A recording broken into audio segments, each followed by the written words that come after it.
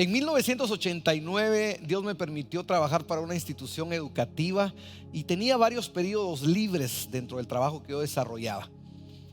Pensando en mi nueva vida en Cristo, pensando en cómo nutrirme espiritualmente, me fui a la biblioteca de esta institución, que por cierto era cristiana, y buscando en la librería, en la biblioteca, libros para poder leer, entre ellos la Biblia y algunos comentarios, me encontré con un libro escrito en 1986 que se llama Esta patente oscuridad. No sé si algunos de ustedes lo leyeron o han escuchado de este libro, pero este libro es una novela cristiana buenísima que hasta el día de hoy no ha sido superada. Esta novela habla acerca de la guerra espiritual que vive cada cristiano, pero principalmente este libro levanta la figura de Cristo y lo pone en la posición que la Biblia reconoce para él: el Señor y el Dios sobre todas las cosas.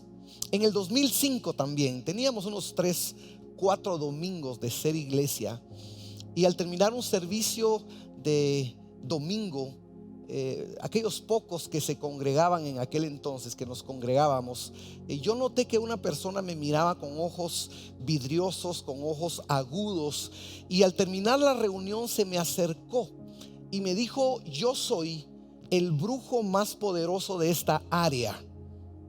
Y trató de intimidarme con su mirada y con su voz, y me dijo: y yo vengo a preguntarte, ¿con qué autoridad vos viniste a este lugar? Nadie te invitó, ¿por qué viniste? Y entonces yo le dije a él: mira, necesito despedir a las personas a las que vinieron hoy al culto. Permíteme un segundito, voy a despedir a las personas, porque en este momento para mí es más importante despedir a las personas que tratar un tema de ambiente espiritual. Amados hermanos, es innegable que nosotros vivimos en un mundo espiritual. En esta serie Fe en tiempos de guerra hemos tenido temas muy trascendentes, muy importantes para nuestra vida, pero hoy nos toca hablar acerca de la guerra espiritual, y he titulado el sermón en esta ocasión: no es con fuerza, es con su espíritu.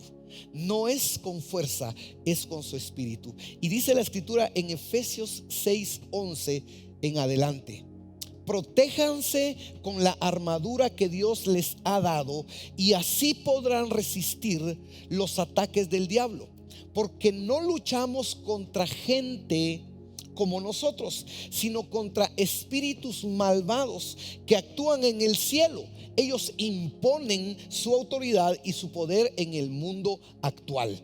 Verso 13: por lo tanto, protéjanse con la armadura completa, así cuando llegue el día malo podrán resistir los ataques del enemigo y se mantendrán firmes hasta el fin.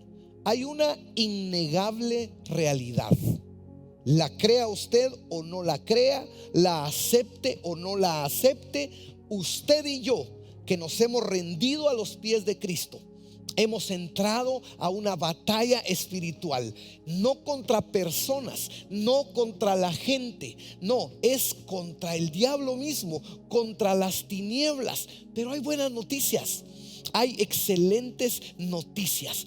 Cristo Jesús resucitó de entre los muertos, venciendo al pecado, venciendo la muerte, venciendo a toda la maldad, y ahora mismo Jesucristo está sentado a la diestra de Dios Padre, gobernando sobre toda autoridad y sobre todo poder. Hay una realidad que usted y yo debemos entender, y esta realidad tiene que ver con que estamos en una guerra espiritual. Es real, existe. Seríamos antibíblicos, negaríamos la verdad de la palabra si usted y yo dijéramos que no existe el mal, que el diablo no existe, que la brujería no existe, que el mal no existe. Claro que sí. Y a veces usted se pregunta: ¿por qué me pasó esto a mí? ¿Por qué le sucedió esto a aquella persona? Pero y no le servimos al Señor, pero y no le somos fieles al Señor. Bueno, hay una realidad espiritual y estamos inmersos en una lucha. Estamos peleando constantemente.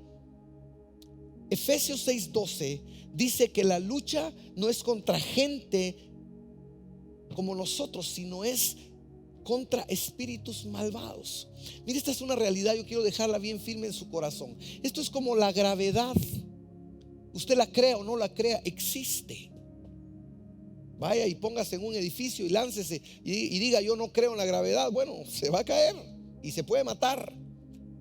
Es como el internet, ¿verdad? Para usted joven, tan familiarizado con el internet, usted no ve el internet, no siente el internet, pero el internet le hace accesar a sus redes sociales, a las diferentes plataformas digitales donde usted puede obtener información. La guerra espiritual es una realidad, pero hay una buena noticia que quiero dejarle en su corazón, y esta es la palabra que usted y yo necesitamos abrazar hoy. Cristo Jesús venció al diablo. Cristo Jesús venció al mal.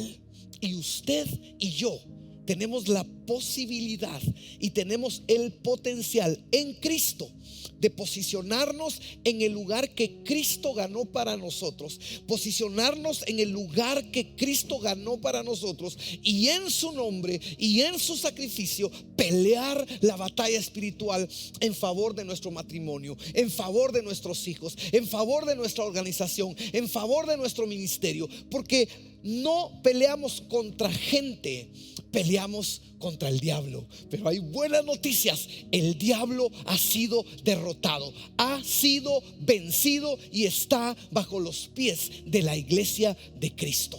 ¿Cuántos tienen un aplauso para nuestro Dios de celebración? Porque estamos en victoria, porque hay una guerra espiritual que en Cristo hemos ganado.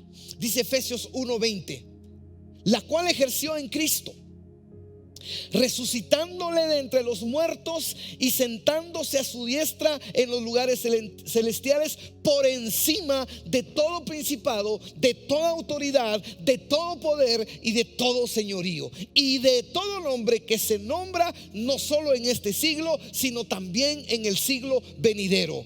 Y sometió todas las cosas bajo sus pies y lo dio por cabeza sobre todas las cosas a la iglesia, la cual es su cuerpo. Es decir, usted y yo hemos sido levantados en Cristo. Cristo está en las alturas, en su trono, y abajo, muy por debajo, estamos nosotros, la iglesia de Cristo, y debajo de nuestros pies el Señor ha puesto a Satanás, a nuestro enemigo, al mal, a la oscuridad, al mismísimo diablo. Cuando este brujo vino con sus ojos vidriosos y me dijo: ¿quién te mandó aquí? ¿Con qué autoridad venís? Tenemos que hablar. Yo no le di importancia. Yo le dije: necesito despedir a las personas. Yo no le voy a dar la importancia a alguien que está vencido, a alguien que está derrotado. Fui a despedir a las personas y él estaba esperándome para hablar. Y entonces yo le dije, cuando regresé con él, y no regresé en mi autoridad y en mi orgullo, no, regresé en el poder del Señor, entendido de quién es mi Dios y mi Señor. Lo miré a los ojos y le dije: mira, no me importa en nombre de quién venís, no me importa qué tan poderoso sos. Yo te quiero decir algo a los ojos. El Cristo al que yo le sirvo, el Dios al que yo le sirvo, es sobre todo nombre, sobre toda autoridad, y tiene todo el poder y tiene toda la autoridad. Si querés que hablemos de él, si querés que hablemos del Señor de señores y del Rey de reyes, yo te espero mañana. Hoy no voy a hablar contigo, mañana te espero aquí mismo en mi oficina a las 9 de la mañana, y vamos a hablar tú y yo del Dios todopoderoso a quien yo le sirvo. Eso hace 17 años. Todavía lo estoy esperando. Nunca llegó. No tuvo el valor. ¿Sabe por qué? Porque no iba a hablar de Romeo, iba a hablar de Jesucristo. Hay una verdad: estamos en una batalla espiritual, pero esa batalla espiritual la podemos ganar en Cristo Jesús. Hay buenas noticias. Hay buenas noticias. Sus hijos, su familia, todo lo que usted ponga delante de Dios en Cristo, en la batalla espiritual que se esté librando, usted la vencerá. Usted ganará. Usted y yo podemos vencer cada batalla espiritual que venga a nuestras vidas. En Santiago capítulo 4 verso 6 dice la escritura y nos regala un primer consejo para vencer cada batalla espiritual en el nombre de Jesús. Dice: Dios se opone a los orgullosos, pero da gracia a los humildes.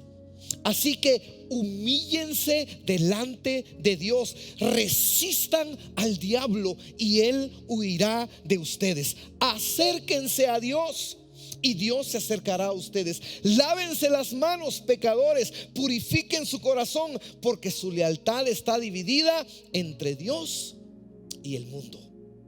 Este es el primer consejo que yo quisiera dejarle a usted. Cuando estamos en una batalla espiritual, en una guerra espiritual, nosotros debemos entender que nosotros somos los pequeños y Dios es grande, que nosotros somos los débiles y Dios es el fuerte. Debemos ser humildes para escondernos bajo la poderosa mano de Dios, esperar en su poder, esperar en su gracia, que Él, el Dios todopoderoso, peleará por nosotros en el ambiente espiritual. El primer consejo que quiero dejarle entonces es: humíllese delante de Dios y resista al diablo. Humíllese delante de Dios, reconózcalo como a Él, el grande, el poderoso, y usted escóndase en Él. Quiero contarle esta otra historia. Teníamos un par de años de ser iglesia, y en un tiempo de alabanza y de adoración que teníamos, apareció una persona dentro de la congregación pegando de gritos, hablando cosas, palabras, malas palabras, endemoniado.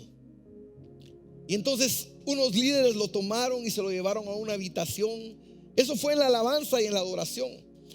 Terminamos la alabanza y la adoración. Yo compartí la palabra, prediqué, adoramos al Señor con diezmos y ofrendas. Y cuando el culto terminó, me llegaron a avisar: pastor, ese endemoniado todavía está gritando y endemoniado en el cuartito allá al fondo. Yo recuerdo muy bien, tengo presente esa noche, que yo le dije al Señor ahí en la plataforma en el santuario menor acá en Villanueva: Señor, voy a ir en tu nombre. Me humillé, me escondí en su sacrificio y llegué. Y cuando llegué al cuarto estaba el endemoniado zapateando, no lo podían agarrar. Y recuerdo muy bien que lo agarraron fuerte. Yo le puse la mano en la cabeza y le hablé al oído y le dije: diablo, yo no vengo en mi nombre, yo no vengo por mis méritos, yo no vengo porque soy el pastor, yo no vengo porque soy alguien. Yo vengo en los méritos de Cristo Jesús, el que murió en una cruz y te venció y te derrotó. Así que en el nombre de Jesús te vas fuera de esta persona. Y la persona fue sacudida y se empezó a llorar y fue liberada. Fue una cosa linda, gloriosa. ¿Sabe por qué suceden esas cosas en el espíritu? Porque nosotros nos bajamos, porque no es nuestro poder, porque no es que tan buenos somos, es que es Cristo Jesús el grande, es Cristo Jesús el poderoso, es la unción de su Espíritu Santo la que puede liberarnos o liberar a alguien de un hábito, de un vicio, de alguna situación que acorrala su vida y no le deja vivir. Podemos ganar cualquier batalla espiritual si nos humillamos delante de Dios. Humíllese delante de Él. Póngase ahí a los pies de Cristo y dígale: Señor, es en tu poder, haz tú la obra. Muévete en el espíritu, cambia los corazones, cambia el corazón de mi cónyuge, cambia mi corazón, cambia el corazón de mis hijos. Con tu unción y con tu gracia, haz la obra tuya y pelea la batalla espiritual. Aprovecho para decirle esto: si usted tiene problemas con su cónyuge no es el problema. No se pelee con él. Si usted tiene problemas con su jefe, no se pelee con el jefe. El jefe no es el que tiene la culpa. Hay algo detrás que, doblando rodillas, humillándose y poniendo al Dios Todopoderoso enfrente suyo, Dios, el Espíritu Santo, tocará el corazón que tenga que ser tocado para que usted en Cristo gane la batalla espiritual. Hay un segundo consejo en Efesios capítulo 6 verso 11. Pónganse toda la armadura de Dios para poder mantenerse firmes contra todas las estrategias del diablo, pues no luchamos contra enemigos de carne y hueso. Quisiera resaltar esta parte. Escribe Pablo a los Efesios hablando de ese contexto de la guerra espiritual, pero les dice: pónganse toda la armadura, no una parte. ¿Se imagina usted un soldado saliendo a la batalla solo con el casco y en calzoncillos? ¿O solo con las botas sin el casco? No, un soldado sale con toda la armadura. Y ese quizá es el consejo más importante que usted y yo debemos notar de este versículo en una batalla espiritual que es en la que estamos constantemente. Y es que debemos usar toda la armadura de Dios, toda la armadura de Dios. Y Pablo, a partir del verso 13 de Efesios 6, desglosa con lujo de detalles las partes importantes de esa armadura que necesitamos para vencer en la batalla. La primera cosa que él habla es la verdad de la cruz. Cuando usted se presente ante una batalla espiritual, amado hermano, amada hermana, joven, señorita, recuerde la verdad de la cruz. Y la verdad de la cruz es que usted fue comprado con precio de sangre. Usted fue justificado, santificado, no por sus obras, sino por la acción salvífica de Jesucristo. No es usted salvo por usted. Usted es salvo porque Cristo le amó, que dio su vida por usted en la cruz. Entonces, cuando usted se enfrente a una batalla espiritual, recuerde que usted es el objeto del amor de Dios, y que tanto le amó Dios que fue a la cruz a morir para darle salvación. No olvide eso. Eso nos da poder en Cristo Jesús. Somos justificados por lo que Él ganó en la cruz. La paz de Cristo la merecemos porque Él la ganó para nosotros. No anda afligido. Este es el tercer elemento, la paz. Cristo ganó paz para nosotros. Nosotros no la pudimos pagar, no la pudimos comprar, pero Cristo la ganó en la cruz. Merecemos por Cristo y por su gracia la paz de Él. La fe en la cruz. La fe que Cristo no solo nos ganó, no solo encontró para nosotros el perdón de pecados, pero también su prosperidad, pero también su salud, pero también una vida plena y una vida bendecida en Él. Póngase toda la armadura. Confíe en Dios, en la paz del Señor, en la justicia del Señor, en la salvación del Señor, en la fe en lo que Él puede hacer por nosotros. Descanse en la salvación a través de la cruz. Sus hijos van a ser salvos. Su cónyuge va a ser salvo. Su familia va a ser salva. Esa es la armadura. Ármese de esa fe, ármese de esa salvación. Y la palabra de Dios para usted hoy es: su familia, su casa serán en Cristo Jesús salvos. Habrá salvación, habrá fiesta de salvación. ¿Por qué? Porque Cristo ganó en la cruz por nosotros. La oración enfocada en la cruz, en lo que Cristo puede hacer. Yo quisiera tener el tiempo suficiente para poder contarle a usted con lujo de detalles cuántas veces yo he tenido que parar mi carro a la orilla de una carretera, de una calle, y para ponerme en un lugar seguro y poder llorar, y no de tristeza y no de desamparo, sino en mis tiempos de oración pidiéndole al Señor su misericordia por mis hijos, por mi Sara, por mi Caleb, para que caminen bien, para que conozcan a Dios. Y cómo yo he podido ponerme la armadura de la oración y clamar y decir: Señor, creo que el futuro de mis hijos está en tus manos. Yo no podría contarle a usted cuántas veces yo he tenido que orear mi carro, o he tenido que estar en mi habitación o en mi estudio, y he tenido que dejar a un lado las cosas, clamando por mi matrimonio, para que el Señor me guarde, para que el Señor guarde a mi esposa,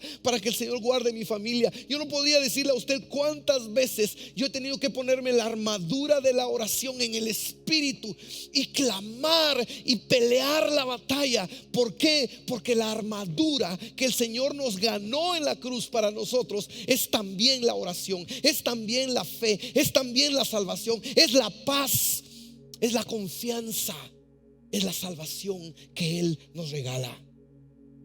Estoy seguro que usted, a través de esta palabra, se sentirá inspirado. Yo puedo sentir en mi corazón, y he preparado mi corazón tanto para esta prédica, para compartírsela a usted.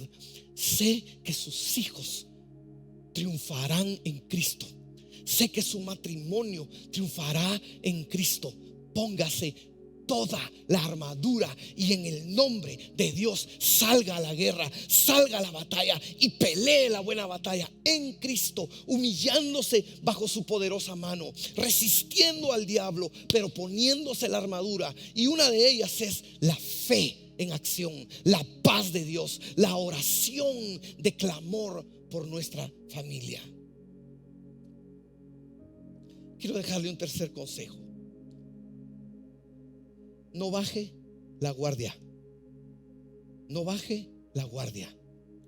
La vida espiritual, la guerra espiritual no es un juego, no es algo que podemos tomar a la ligera. Tenemos que estar listos, tenemos que estar pendientes, tenemos que estar clamando por nuestros hijos, tenemos que estar entendidos de enseñarles la palabra, tenemos que estar lúcidos, tenemos que estar atentos a los ataques que pudieran venir de manera espiritual y ponernos en Dios, escondernos en Dios, estar pendientes de las cosas que pudieran suceder a nuestro alrededor. ¿Por qué? Porque estamos en una guerra. No baje la guardia. Primera carta de Pedro 5:8 dice: estén alerta, cuídense de su gran enemigo el diablo, porque anda al acecho como un león rugiente, buscando a quien devorar. Este es un ejemplo magnífico. Dios nos permitió con mi familia ir a Autosafari Chapín. Aquí en Guatemala, los que son guatemaltecos conocen. Y tuvimos la bendición de que cuando pasamos por el área de los leones, estaban los leones despiertos y en el camino. Y cuando nosotros nos acercamos con nuestros carros cerrados, los vidrios arriba, las puertas con llave, íbamos como 7 en el carro, íbamos a la familia. Y yo recuerdo muy bien que fue una emoción y una alegría que rápidamente se transformó en terror y en miedo a ser devorado por un león. Recuerdo que rodeaban el carro y ponían las patas en las ventanas, y como en algún momento yo sentía que iban a abrir las puertas, y a cada rato yo volteaba a ver que estuvieran puestos los seguros. Me preocupé. En un momento pasó de ser alegría a ok, me tengo que ir de aquí. Mi familia corre peligro, no voy a poder hacer nada si un león abre la puerta y saca a uno de mi familia. No voy a poder. Y entré en una pequeña psicosis que no quise compartir. Me sentí que no podía controlar la cosa, y a cada rato golpeaba el seguro para que clac, clac, clac tronaran las puertas, porque los leones, eran 2 leonas y un león, estaban rondando, estaban dándole vuelta a los carros, encontrando un espacio, oliendo por dónde podían entrar. Y llegó un momento en que me asusté, pero hubo un momento en el que Dios nos permitió salir, porque nos rodearon y no podía ir para adelante porque lo iba a atropellar. Pero en algún momento yo empujé el carro para que ya nos dejaran pasar, y el león solamente hizo como un juego, abrió la boca como jugando, ni siquiera rugió ni nada, solo abrió la boca y agarró la llanta delantera de nuestro carro, de una camioneta, y le metió la mordida a la llanta. y destruyó la llanta. Mientras una leona estaba mordiendo y casi arrancando el bumper de la camioneta. Yo me sentí aterrado. Gracias a Dios salimos. Esa experiencia es lo que sucede en el espíritu. El diablo anda como león rugiente, viendo cómo devorar a sus hijos, a su matrimonio, a usted mismo, a su negocio, a su empresa, a su ministerio. Dice la Biblia en Juan 10:10, en la Nueva Traducción Viviente: el propósito del ladrón es robar y matar y destruir. Pero escuche lo que sigue. Mi propósito, dice Jesús, es darles vida plena y abundante. También dice Efesios capítulo 4 verso 25. Mire lo que dice, qué lindo. Es desechando la mentira, hablen verdad.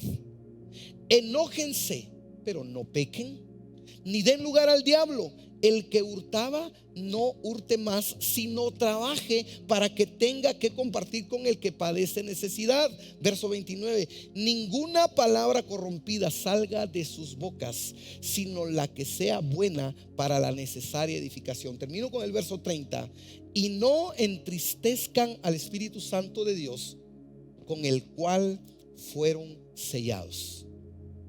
Es decir, cuando nos mantenemos haciendo el bien, intencionalmente honrando a Dios, intencionalmente atentos, escondiéndonos en Dios y poniendo nuestras vidas y nuestras familias delante de Dios, dice la Escritura que no le damos lugar al diablo.